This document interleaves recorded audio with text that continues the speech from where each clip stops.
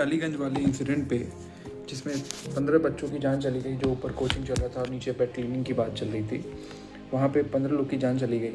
तो उस पर बहुत सारे लोग अभी ये सवाल पूछते हैं कि देखो भाई, हमारे देश में ग्रोसरी 10 मिनट में पहुँच जाती है, खाना 15 मिनट में पहुँच जाता है, लेकिन जब कहीं आग लगती है तो फायर ब्रिगेड देर से पहुँचती है, पुलिस देर से पहुँचती है, एम्बुलेंस देर से पहुँचती है। ऐसा होता क्यों है? अब देखिए, इस सवाल को समझने के लिए तो बहुत सारे पहलू हैं, पर मैं इनको तो अपने थिंकर्स के हिसाब से समझाना चाहूँगा। मैक्स वेबर और डॉगलस नॉर्थ और मैनकर ओल्सन और डैरन एसमोग्लू, अगर ये चारों आज होते तो इस घटना को 4 अलग अलग तरीके से समझते। सबसे पहले आते हैं मैक्स वेबर। देखिए, मैक्स वेबर कहते हैं कि किसी भी आधुनिक राज्य की पहचान उसकी ब्यूरोक्रेसी से होती है। मतलब कि सरकार व्यवस्था, नियमों, फाइलों में, पदों में और प्रक्रियाओं में के माध्यम से चलती है। अब आप देखिए, जोमेटो या ब्लिंकिट के राइडर को सिर्फ एक काम दिया गया है, जितना जल्दी हो सके सामान पहुंचाओ। लेकिन फायर ब्रिगेड को कॉल आएगी, कंट्रोल रूम को सूचना जाएगी, वाहन निकालेगा, रास्ता साफ करवाएगा, मौके पर पहुंचकर स्थिति का आकलन करेगा। यानी सरकार व्यवस्था कई स्तरों पर काम करती है। तो वेबर कहते हैं कि सवाल ये नहीं है कि लोग मेहनत कर रहे हैं या नहीं, सवाल ये है कि ब्यूरोक्रेसी कितनी एफिशिएंट है। अगर ब्यूरोक्रेसी धीमे है तो रिस्पॉन्स भी धीमे होगा। अब आते हैं डॉगलस नॉर्थ साहब।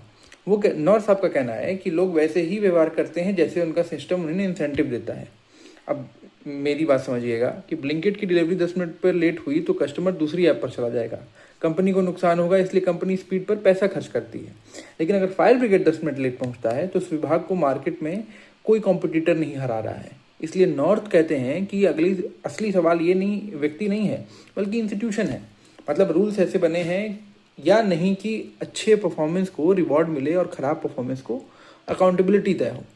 अब आते हैं मैनकर ओल्सन साहब। वो ओल्सन साहब की ये थ्योरी है और जो थोड़ी इंटरेस्टिंग भी है। वो कहते हैं कि पब्लिक गुड्स को ऑर्गेनाइज करना सबसे मुश्किल काम है। देखिए, अगर मुझे भूख लगी है तो मैं खुद ऐप खोलकर खाना ऑर्डर कर दूंगा, मेरा फ़ायदा सीधे मुझे मिल रहा है। लेकिन अच्छी फायर सर्विसेज, अच्छी पुलिस सर्विस, अच्छी ड्रेनेज सिस्टम, इनका फ़ायदा पूरे समाज को मिलता है। इसलिए हर व्यक्ति जो है वो सोचता है कि कोई और कि इसके लिए आवाज़ कौन उठाए। यही कलेक्टिव एक्शन प्रॉब्लम है। तो ओल्सन कहते हैं कि प्राइवेट सर्विसेज जल्दी इंप्रूव हो जाती क्योंकि ग्राहक रोज दबाव डालता, लेकिन पब्लिक सर्विसेज में उतना संगठित दबाव नहीं बन पाता है।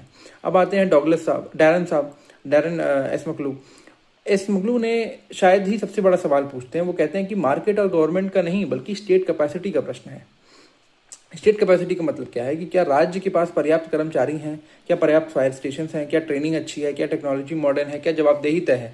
अगर इन सभी सवालों का जवाब हाँ है तो पुलिस, फायर और एम्बुलेंस तेजी से काम करेगी। ये स्मगलू कहते हैं कि 10 मिनट की डिलीवरी ये साबित करती है कि समाज में टैलेंट, टेक्नोलॉजी, ऑर्गेनाइजेशन मजबूत है, लेकिन वही एफिशिएंसी पब्लिक इंस्टीट्यूशन तक पहुँचती है या नहीं है, ये असली सवाल है।